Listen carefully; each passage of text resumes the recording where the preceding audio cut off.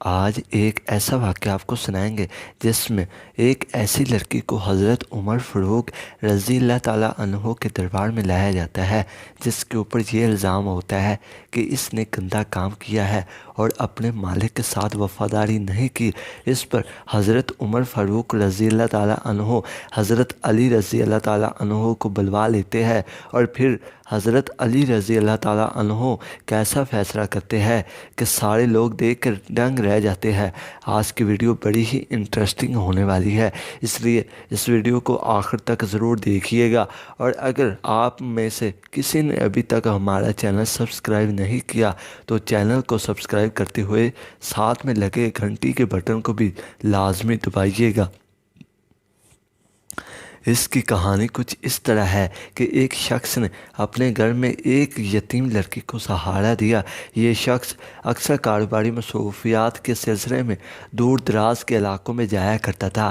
کچھ سالوں بعد لڑکی جوان ہو گئی اور خوبصورت دکھنے لگی۔ اس کی بیوی کو فکر لاحق ہوئی کہ اس کا شوہر اس جوان اور خوبصورت لڑکی کے حسن پر فریفتہ ہو کر کہیں اس سے شادی نہ کر لے۔ ایک دن جب کہ اس کا شوہر کاروباری سلسلے میں کسی دوسری جگہ گیا ہوا تھا، اس لڑکی کو دوسرے کی مدد سے نشہ آور چیز پلا کر بے ہوش کر دیا اور اس کے نشان پکارت کو ضائع کر دیا۔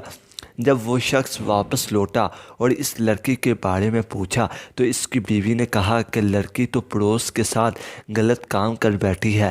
یہ سن کر آدمی کو بڑا غصہ آیا اور لڑکی کو تلاش کر کے حضرت عمر فاروق رضی اللہ تعالیٰ عنہ کے سامنے حاضر کیا۔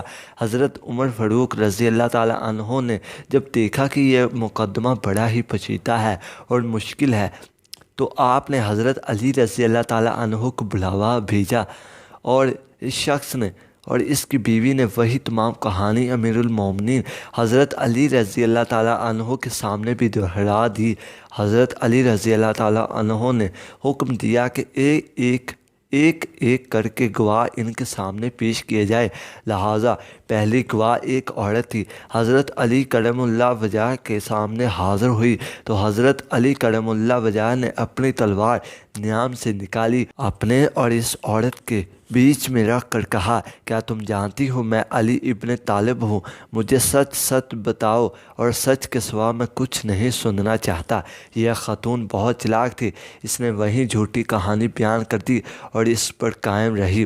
حضرت علی کرم اللہ وجہ نے یہ دیکھتے ہوئے اسے ایک الگ جگہ پر اکیلے رکنے کا حکم دیا تاکہ وہ کسی سے مل نہ سکے اور جو کچھ اس سے پوچھا گیا ہے کسی کو بتا نہ سکے۔ اس کے بعد دوسری خاتون کو بلایا گیا۔ حضرت علی کرم اللہ وجہ نے اپنی تلوار کی جانب اشارہ کرتے ہوئے کہا، اگر تم نے مجھے کچھ نہ بتایا تو ابھی تمہاری گردن تن سے جدا ہو جائے گی، اور یاد رکھو کہ تم سے پہلے جو خاتون آئی تھی وہ مجھے سب کچھ سچ بتا گئی ہے اور میں نے اسے معاف کر دیا ہے۔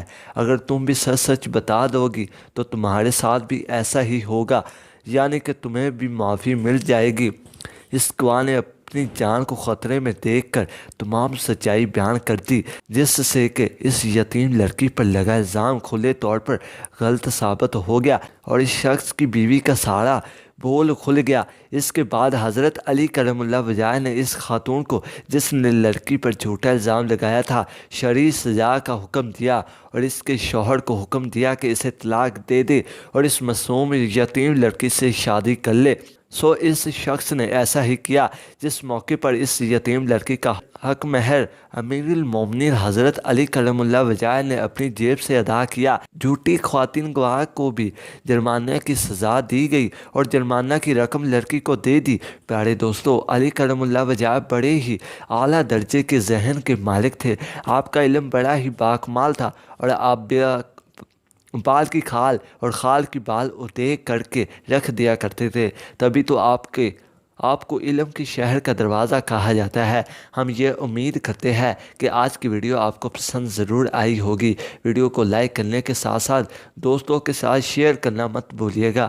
اپنا اور اپنے پیاروں کا بہت سارا خیال رکھیے گا۔ اللہ حافظ۔